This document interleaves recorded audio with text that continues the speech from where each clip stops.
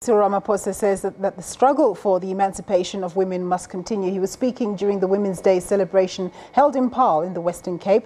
The president says that the effort to build society that is defined by freedom, dignity, equality and respect is incomplete. He's acknowledged that a lot still needs to be done to deal with discrimination, exploitation and violence against women, and that many South African women are still burdened by poverty and oppression and by prejudice. Well, let's cross to our reporter, Lukhanyo Calata, who was at the event. Nompu, thank you very much. Where we continue, of course, with the live broadcast here of the official Women's Day celebrations, where the President Cyril Ramaphosa just a few minutes ago announced, in essence, decreed a national gender summit to take place towards the end of the month. I think he said August 31st. And I think it was an announcement that he had to make, following the gauntlet that was laid down to him by the minister in the presidency, Dlamini, who spoke, quite sincerely about the issues facing women in the country at the moment. Let's listen to what she said. Mr. President, today we are laying to rest our daughter, Kentani Masego. And we are disappointed that an institution of higher learning could not see that this young woman had reached the roof.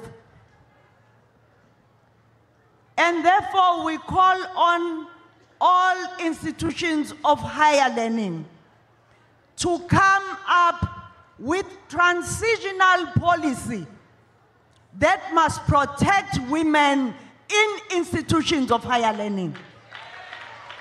There is no way our kids are going to be raped and then see the rapist sitting next to them, sharing the same passages, sharing the same lecture rooms, and ending up not going to court because of a long process that you have to go through. You have to start at the institution first before you go out. And this thing itself, emotionally, psychologically, and spiritually finishes you. And therefore, by the time you finish at an institution of higher learning, you are tired. The president obviously lamented the scourge of violence against women that we are currently seeing, spreading itself throughout the country.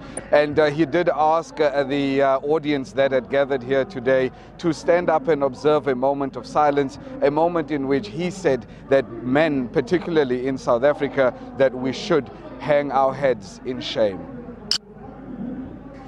Prejudice, discrimination, exploitation, and violence are still present in our society, which, despite the progress that we have made, has not yet fully emerged from our racist and patriarchal past.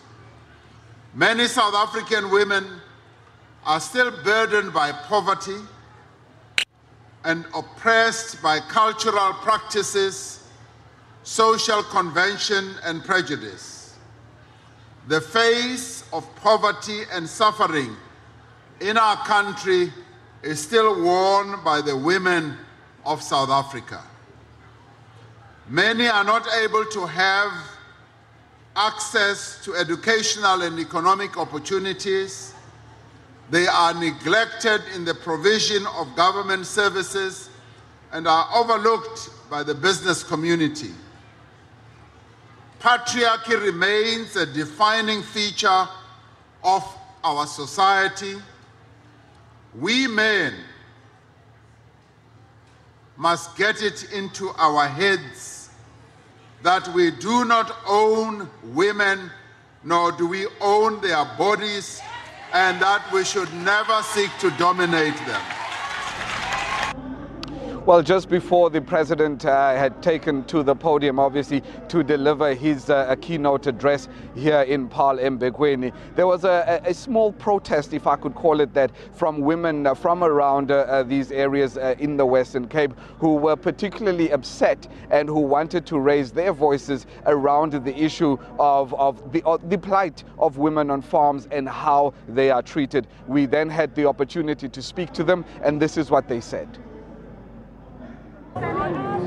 We want farm evictions to be stopped, and the minister or the president must sign the moratorium. That's what we want. Yeah, we want the president to sign the moratorium for stop evictions, farm evictions, because our families, they had to live in hockeys. We had to go from our luxuries, from the farms into the squatter camps, and our kids fall into drugs, everything. They just changed our lives. So we want the president to please look at the farm workers and the farm peoples, the farm dwellers, so that they can stop and that he can sign the moratorium. What did the minister say? The minister said she will look into all the placards, and they are ladies, they are women, because it's Women's Day today. That's why we thought it will be the best for us to go and bring our demands to the president, even to the ministers, so that they can see what kind of lifestyle we on the farms is living. So we are really tired, and she said she will look into that and come back to us, but we won't wait for too long, because we are women on farms. How much time are you prepared to give? I am giving her, because she just gathered now 14 days to respond to our office in Stellenbosch. 14 days to respond back to us. And if she doesn't respond, we will come again, and we will come not like this group. We will come in numbers. And I know the farm people can come in numbers. We will come by full house, and we will come by force and tell them they must sign them. I thank you. Well, in his keynote address, President Ramaphosa, in essence, had two themes. The first was obviously the issue of violence against women. The other one was the issue of land reform and how the government needs to use its land reform processes to uplift women, particularly those that find themselves on the farms. In his address, this is how he responded to that protest. It is essential that we use this process of land reform as we make sure that the land of our country is restored to the people of our country. Let us ensure that there is equitable access for women to the land in both the rural and urban areas. The land should not only be parceled out to men. We must focus, and we will make sure that we do in government.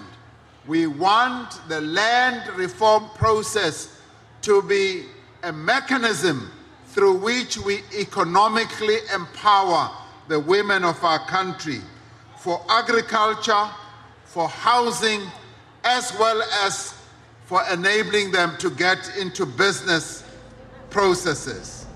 Well, those are some of the issues that President Cyril Ramaphosa touched on in his keynote address here in Mbekweni, where we obviously broadcast and brought to you the official Women's Day celebrations, from around 6 o'clock this morning when we first spoke to Leanne and them on Morning Live, right up till this afternoon. And I think from us and the crew that brought you this broadcast, it is back to you guys in studio.